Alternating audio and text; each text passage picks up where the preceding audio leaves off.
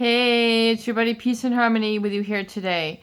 We got a question in from a viewer who has been surrounded by narcissistic individuals, married to a narcissist.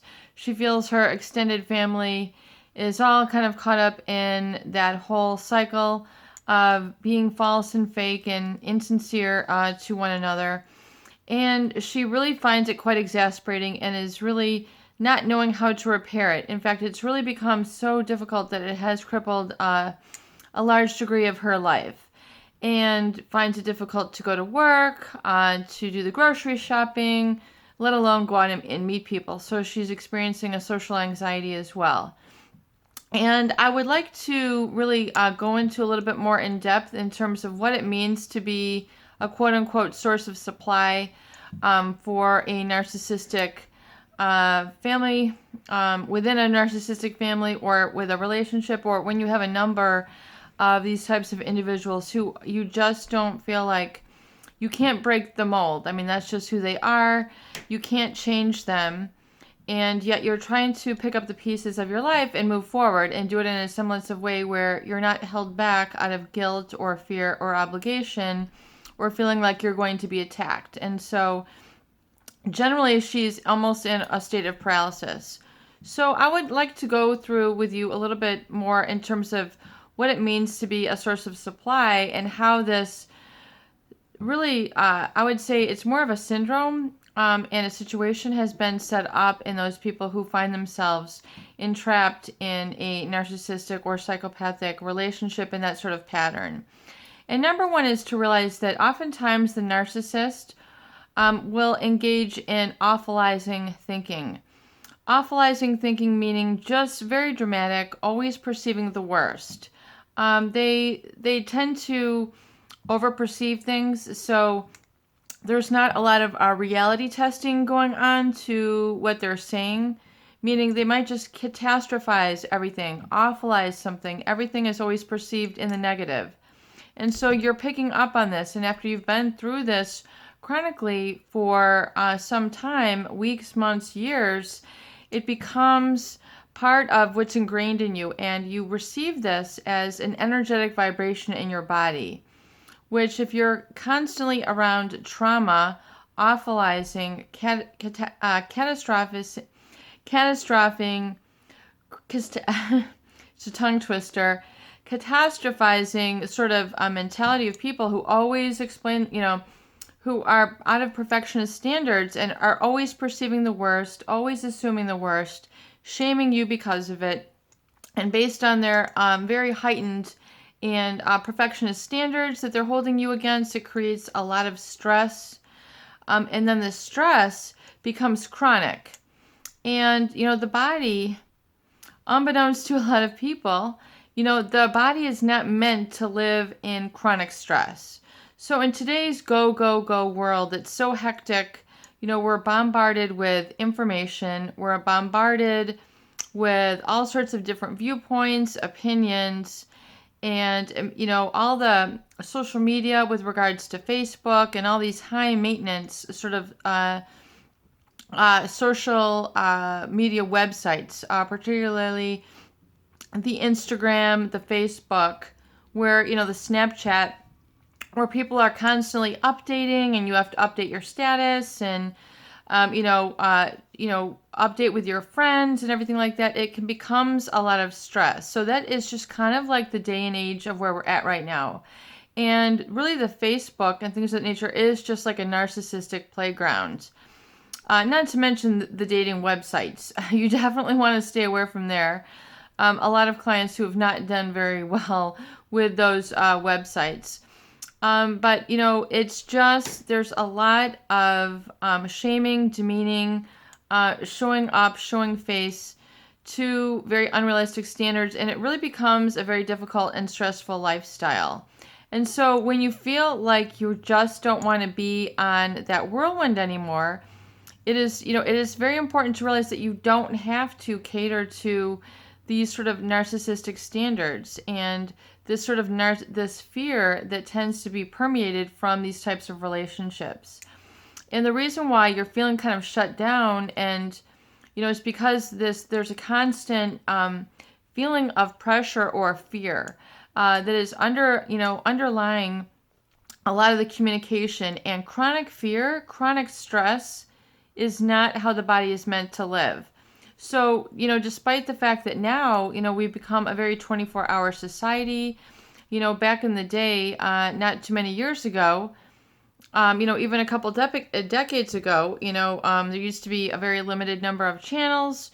Things would sign off, stations would sign off at midnight. They'd play their national anthem or what have you, and then it's a whole different world. And so you have to have discipline now to manage really what is going on. And so this bombardment, this negativity, the awfulizing thinking, the heightened perfectionist standards, the feelings like you never measure up, you're never good enough. It's very difficult to get away from it. And the thing is, the real key is to realize that one necessarily doesn't have to get away from it. One has to manage it. And you have to realize that you need to have a discipline. When it comes to really coping and healing through narcissistic relationships, one has to learn boundaries. One has to learn to be assertive. One does need to learn to speak their mind clearly, articulately, and also to know what your limits are and not to feel ashamed or guilty about what your limits are. So to stop absorbing this negative energy, to stop feeling like you're shaming yourself for not fitting in, shaming yourself for not being a narcissist, kind of evaluating yourself around these different standards that cause you to feel like, you don't measure up. But yet, the measuring up should not be according to these individuals. The measuring up should be from your own internal standards, what you want. So hence, it's very important, like we discussed in the Recovery Journal, it's very important for you to have a vision of what you want to have, what you want to become, how you want to feel, how you want to live your life. And as it exists independently from a manipulative, psychopathic, narcissistic, controlling, power greedy sort of individual. So you have to have a vision for yourself that includes you, not just you reacting to the vision of the narcissist that they have for your life. Because what I find oftentimes is the role of the quote-unquote supply individual. They have lived according to standards that the narcissist, this controlling, manipulative individual, has held for them in their life. So this individual, unbeknownst to you, this all, occurs kind of under the radar, unconsciously. They set up certain standards that they expect you to live up to.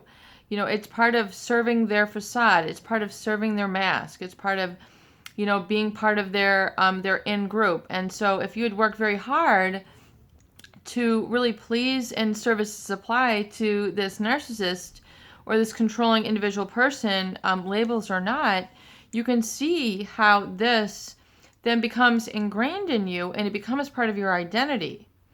And so it's just kind of like, well, how do I change my identity? Well, you have to change.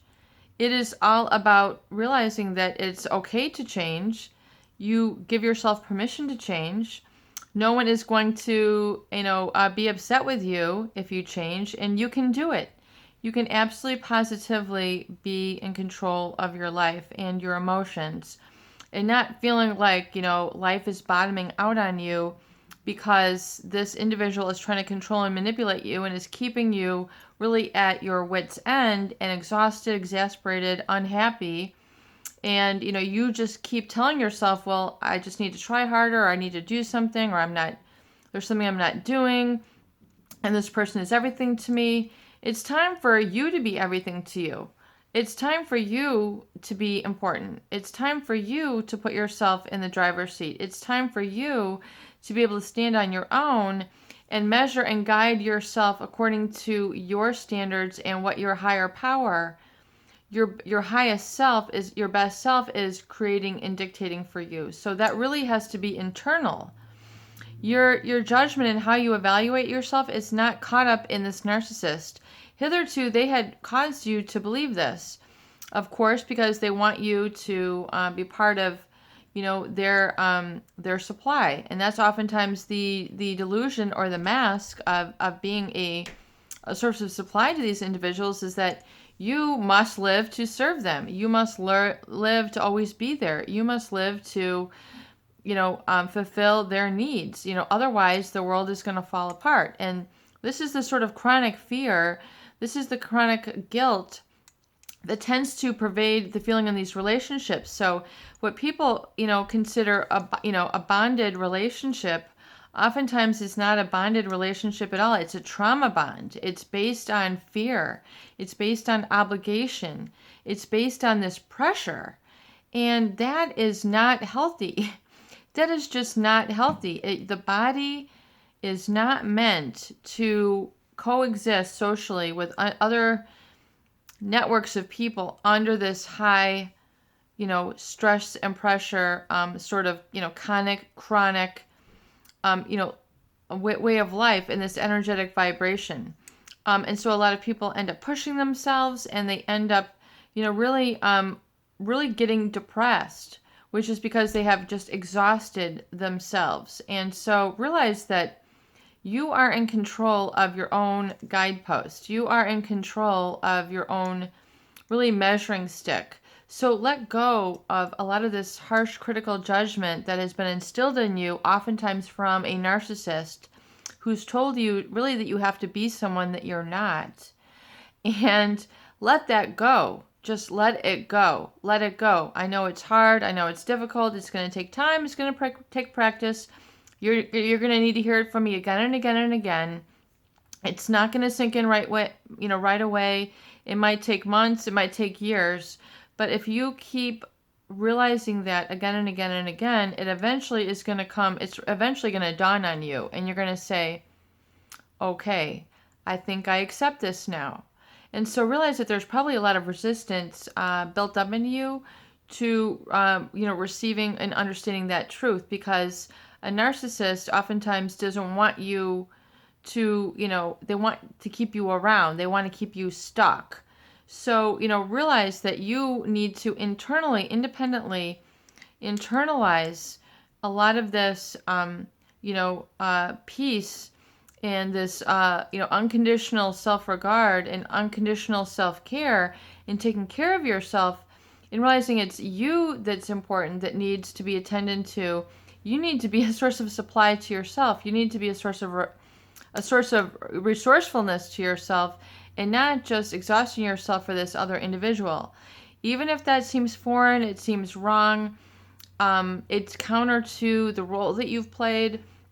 Realizing that is what is liberating, and it doesn't mean that you just hate them and that you're letting them go. It's that you're releasing them and you're letting them go in love and light, and realizing that you deserve and need and require to take care of yourself, that you are the one that's important. And it's once you do that, your energy, is you let that sit with you and you let that permeate you emotionally. Because remember, emotions are energy in motion, and our thoughts, which is the action of the mind, that is what creates the emotion in our body. So as you can imagine, if you're constantly thinking about pleasing this other person who's constantly, saying you're never good enough, you can see where you're going to keep trying, and you're going to constantly feel like a failure.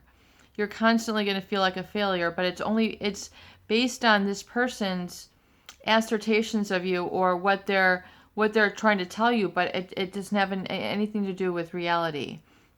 You are good enough. You can do it. You can let them go. You can release the harsh judgment, the harsh criticism, the belittlement that they have instilled in you to keep you perpetually working harder to serve as an extension to them rather than being your own person. And realize it is okay. You are to be given permission to be your own person, to live your own life, to be as you desire, as you exist in your happiness, in your peaceful being state. It is okay. You can exist on those terms, and realize that, it's, if you're disappointing a narcissist, chances are you're on the right track. If you're feeling like you've been a disappointment to them, realize that it's meant to be. It's meant to be that you let them go, and it's okay that you don't fit in with them, and it's okay that you don't live up to their standards. What's most important is that you embrace yourself and who you truly are, and know who you truly are, and enjoy and love who you truly are, not just the person who a narcissist is trying to control you and manipulate you to be.